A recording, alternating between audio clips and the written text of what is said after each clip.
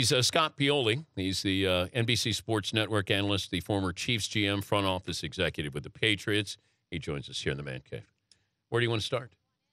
That was me making those. You made the phone call. So it was I got to own up here.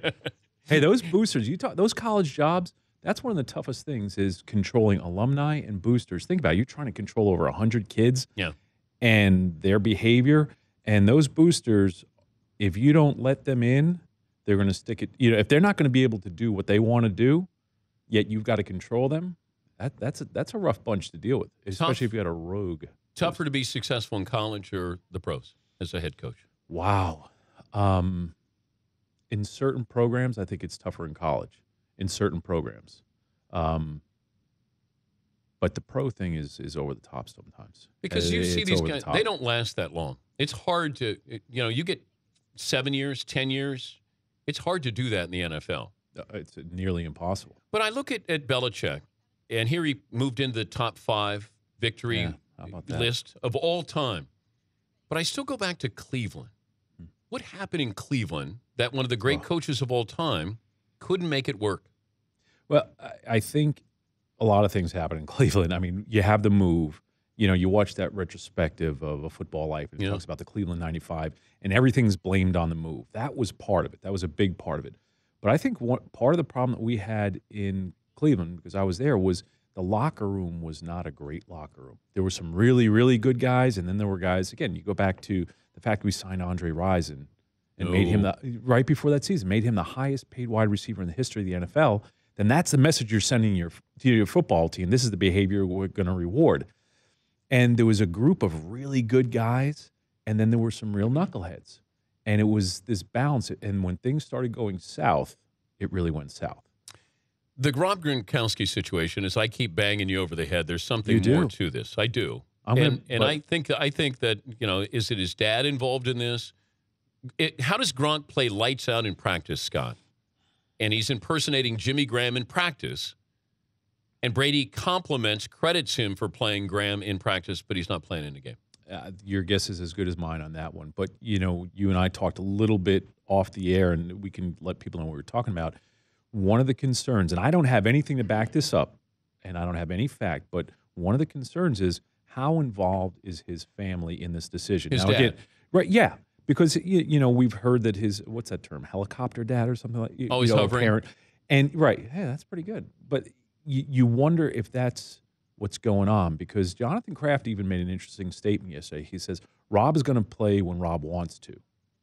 And he said the word want. And I think they're kind of putting it on him and not, I also made the comment one time that, the people that are going to make that decision are Bill and the player, but really the player. Bill's not going to force someone on the field. But you just have to wonder what's going on because there's some mixed messaging coming out of there. Or maybe we're all just reading into it too much. But the fact that, when they're not talking about it and it appears that he's healthy, something's not right. I just don't know what it is. I wonder if there's either whether it's his advisor or his family or an advisor to his father, and his father's telling him, be careful, don't go to, until you're 100%. Something doesn't smell right. But you said this before, that it's not in Belichick's nature to sort of chide you or goad you into playing. He leaves it up to you that you play. He doesn't, like Spurrier might, tweak you a little bit like he did Clowney. Belichick is not that kind of personality. No, and that's one of the interesting things about Bill. Because Parcells would do that. He would tweak you a little bit to get you to play. But Bill and Parcells and Belichick have very different personalities. Yes. And for Parcells, that worked very well. Belichick doesn't have that. Now, Bill will call players out, but he does it in the privacy of the team and the team setting. Belichick, I'm sorry. And Bill will do that. But Bill, I think he learned a really important lesson during the Cleveland time, okay? And you talk about what are the differences. The truth was, in Cleveland, things were going south for Bernie Kosar. Bernie had become, like a lot of people, if you're an iconic figure and things start going south, it's tough to handle. It's just human. And Bernie was being very human, and he and Bill got into that spitting match a little bit, and Bill told the truth of what it was, but Bill was beat up for telling the truth. So now I think part of the lesson he learned is, even though you know the truth, you just shut your mouth and keep family business. So he doesn't talk about those things. And that was a great lesson I learned from Bill Belichick. You never discuss family business outside. trade deadline's coming up in 2 weeks. You brought this up last night on the show. Yeah. Hakeem Nicks in a contract year, Emmanuel Sanders in a contract year. I don't know if Maurice Jones-Drew is out there for the taking. But we don't see trades very often. So why would the Giants give up Hakeem Nicks if so this is 1 year. I think they'll be back in the playoffs next year. So why give up Hakeem Nicks as good as he is? I think there's a couple of things at work here. You remember 2 years ago, last year was the first year where they had the extended trade deadline. So instead of being after the 6th game, it's now the Tuesday after the 8th game. So now by that time, you're going to have half a season played.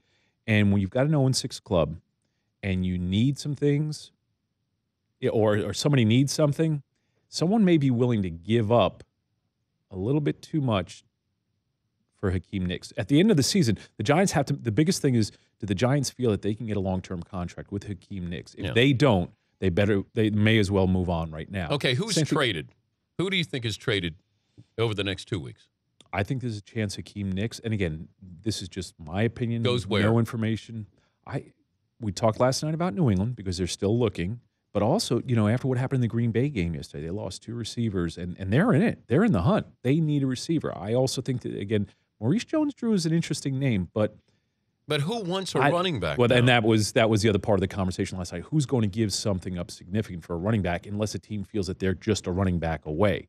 The Colts gave up a first rounder a couple of weeks ago for Trent Richardson. Now, a different situation because he's under contract long term, but it's I don't know. I could see the receiver happening, but we have 2 weeks, Dan. That's a great part. That was, I sat in those owners' meetings when we were discussing making that change, the rule change of moving from the Tuesday after the 6th week or the 6th to the 8th week.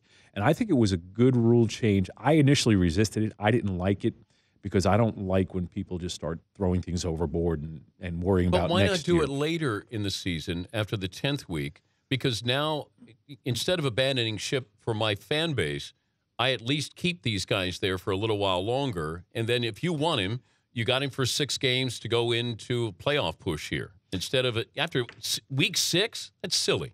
Yeah, week 6, that's why it was week 8. But then we started talking about week 10. We were talking about going further. But I also, on the flip side of that, why should you reward a team that's at a certain level and the teams that have done a great job in the offseason all of a sudden give that team an opportunity in week 8 or 10 to leapfrog everyone and just because someone's having a fire sale? You get a crazy GM or owner or someone who's just throwing away their career, and they're going to help out one of their buddies on another team in the other conference. Does that happen where you trade with one another to help out? Did you ever help out somebody who's a friend? Help out, no. But I did a lot of business with friends because of the trust factor. You know what I mean? The trust factor that you could have a conversation, you could talk about things and at least head down that road and know the information wasn't going to get out. And if things didn't work out, it didn't get out after the fact. Okay, so I would never say, I'm going to help my buddy. But again, I worked with buddies because you could just trust the other person. What about that they weren't trying to screw you? How about the Anquan Bolden deal? Do you have a problem with John giving Jim Anquan Bolden? No, because I don't think he gave. Again, John wasn't giving Jim anything. It was Ozzie. Ozzy's making those decisions. The craziest trade proposal you ever received or you ever inquired about. You gotta have one here, Scott. Yeah, and it was crazy but disappointing. And I will the person that did it or tried to do it to me will remain unnamed.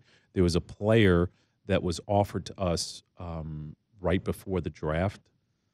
And what year? No. All right, give me this the player. This guy's good, huh? Just give me the name of the player. No wonder you got this gig. Give me the name of the player. No, there was a player that, because I can't, because it's a very personal thing, he was actually away. Okay, he had very personal issues. Okay. Very significant personal issues.